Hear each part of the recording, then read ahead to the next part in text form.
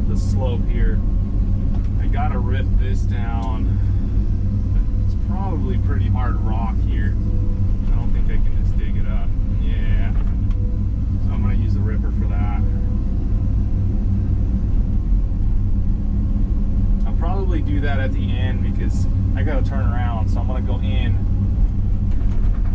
and as I come back out, I'll fix that.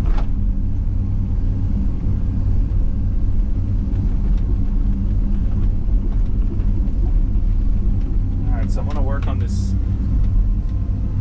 slope here. Shape this a little bit better for this road.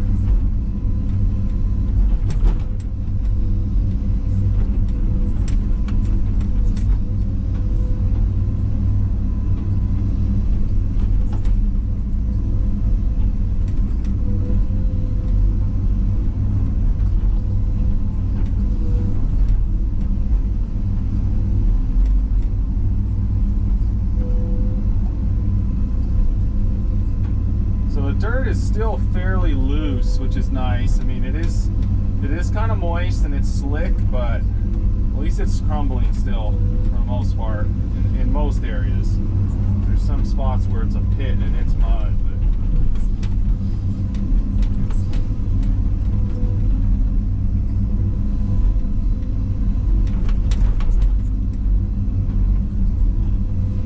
so I'm just trying to scrape the top again, just to get some fresh dirt exposed for the grass seed.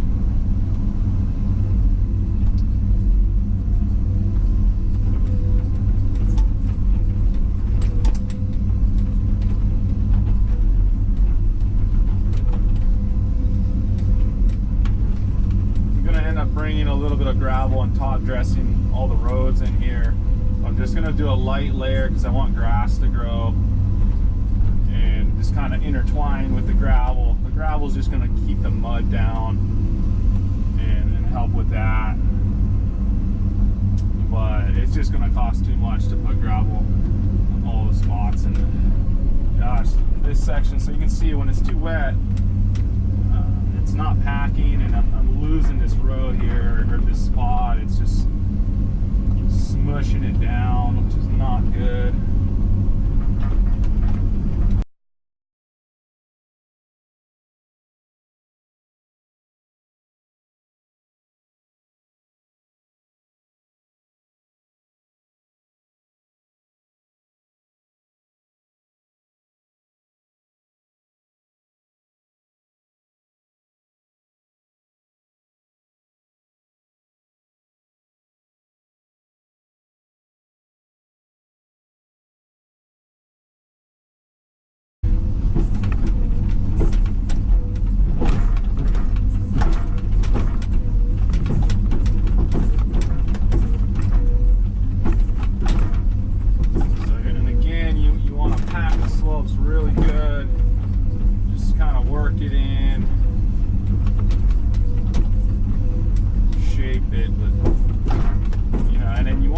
Do it like overkill, especially when it's dirt like this. You know, some guys will just come through and just do a quick job and didn't pack it good. So it takes a lot of padding to do it right, to get that ground pressure that you need to pack it in. And you know, when you do it, a good tip is, you know, you do it until it doesn't give anymore. If you pat it down a little bit and it keeps, you know, smushing in, then you gotta pack it more. So you want it to be hard.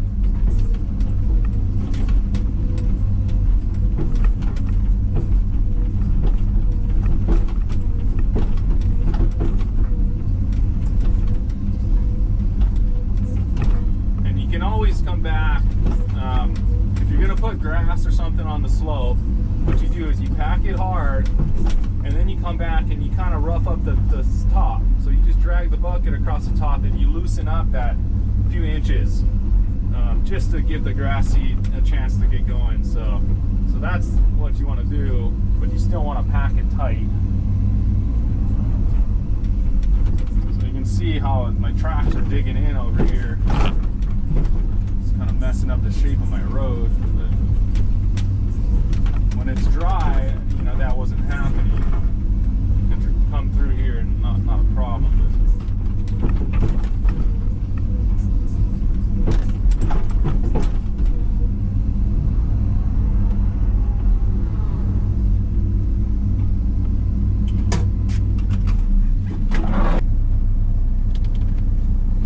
Alright, so far it's gone pretty well.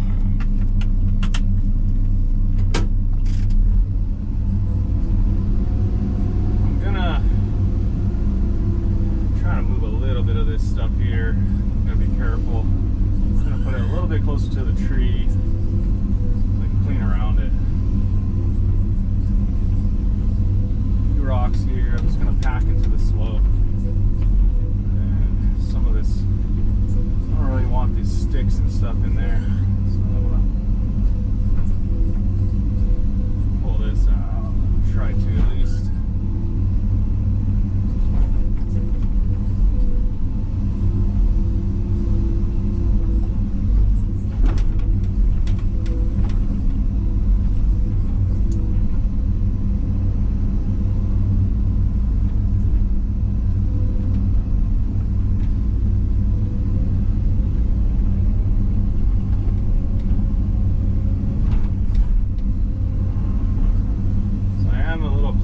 To the edge, which makes it a little difficult to work, but it's alright, I can still do it. Careful around this tree.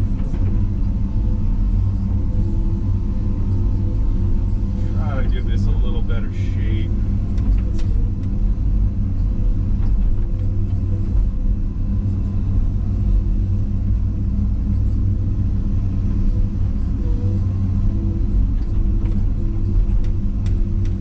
Thought I was in beast mode. I mean, it was going, the machine's running, it seems like it's running fast today for some reason, but it's not in beast mode. The eco mode's still pretty fast, so I'll mention it in this video. I did another video which I don't think I'm going to post. I'm a little harsh on some of the other channels, I guess, but maybe one day. But I'll mention it here. Cats are not slow machines. You know, I know some of the other guys on other channels are cat haters, and I think you can probably guess. If you watch excavation channels, you probably know who I'm talking about. But there's guys that are saying cats are really slow, and they're kind of cat haters, but they're not slow. I mean, even in eco mode, this thing's fast, and when you go to high power mode, it's like scary fast. So it's almost too fast for most operators. I mean, it can get dangerous. So you want to be careful running in high power mode. I call it beast mode. So again, cats are not slow machines. Do not believe what you hear on the internet. You know, and it's hard. You know, you're gonna say, oh well, you know, this is the internet too, YouTube, but you'll see, you watch my videos on me running my machine. You know, when I'm moving material and I'm running in beast mode, this thing is fast. I mean, this thing is, it's faster than it needs to be. Let's just say that. So, you know, don't think it's slow because other guys are saying it's slow. They're just in the pockets of other companies, and they're sponsored by other companies. So be careful with that. You know, I'm not sponsored by nobody, and even if I was, I would still tell you the truth. I'm not gonna, you know, I'm not gonna sugarcoat anything for you guys. You know, that's not right. That's not fair for you guys. I want to give good information to you guys, and I want you guys to know what the truth is. So when you go and buy a machine and spend your hard-earned money on it, you know what you're gonna get. So there's, you know, there's guys out there that are sugarcoating stuff because they, again, they're sponsored by other companies, or they run different machines and stuff like that, and they just, I don't know. I think they're just in the pockets of those other companies, and you know, they're trying to promote it. So, you know, I'm just trying to show you guys what machines are the best to get for durability and reliability, and cats are the best for that. So if you want something that's going to run, and it's going to continue to run for a long time, and it's going to have very low maintenance and low issues, get a Cat. There's no doubt that Cat is number one for that. So, you know, don't believe the haters out there. You know, there's a lot of good information on Cat and a lot of true information on Cat. And most of the information's good. I mean, most guys are being honest and saying that, you know, Cats are good and they are one of the best out there.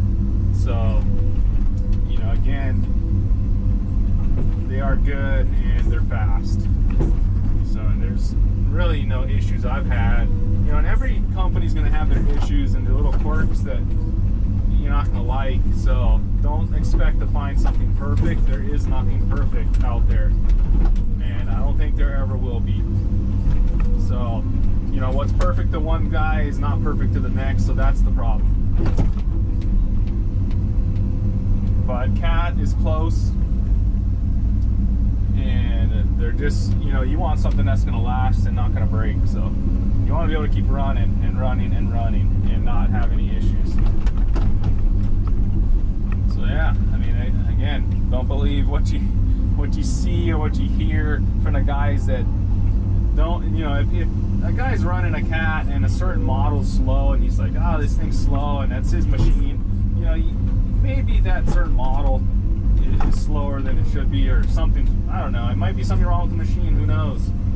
But, you know, try to get your information from guys that are running that machine and you're running it, you know, all the time. So I've ran this machine for quite a while, and, you know, I understand that this machine, when you know what you're doing, when you know what setting to put it in, if you want speed, this thing is dang fast, man. I mean, again, it's faster than you need it to be. And one thing with excavation, so the rule of thumb with excavation is, and this is a good tip, this is a good tip to know, is fast is slow and slow is fast. So I'll explain that in a second. Let me